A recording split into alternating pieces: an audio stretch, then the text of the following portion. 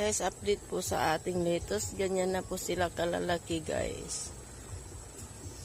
Itong ori po ng lettuce, tinatawag po itong lalik. Ayan po siya, guys. Ayan po yung itsura niya.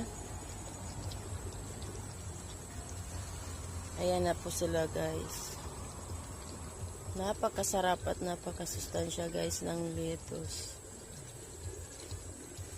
Ito nga po pala yung isang variety ng lettuce, yung tinatawag na olmeti. Ayan po siya, guys. Ayan po siya, guys, yung mga tinanim namin na nasa running water lang po siya.